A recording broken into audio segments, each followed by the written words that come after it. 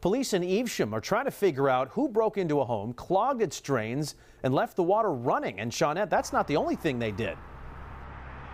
No, Jason, and the owner is calling this a planned attack and says that now he is stuck trying to find a place for people who desperately needed those services he planned to provide inside that home.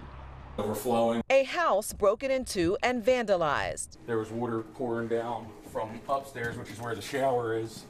And this is just some of the damage inside this home on Monmouth Green in Marlton. Mark Werner runs Cayuga Housing, which owns the property. They flex sealed our front door shut.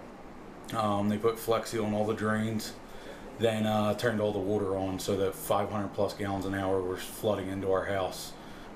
From the water department figured out between midnight and 1 a.m. up until I think we got the water shut off around 8 a.m. so 8 hours. Werner planned to use the place as a sober living house, a monitored residential home for people coming out of addiction.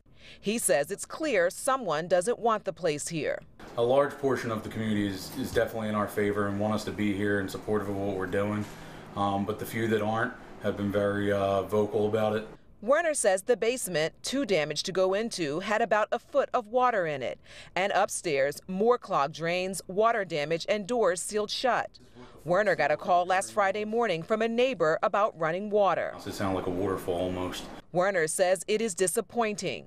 Yesterday, the state was coming out for a final inspection before he could begin moving people in. Now, help is on hold for people who desperately need it. I never thought that it would actually come to somebody breaking in and vandalizing the home, though. And that morning it became reality that somebody was willing to go to the extent because they don't agree with what we're doing in our home. Evesham police are investigating this. Meanwhile, Werner says it could be weeks before repairs are made and he can get back to the business of helping people. Jason? All right, thank you very much, Shawnette Wilson.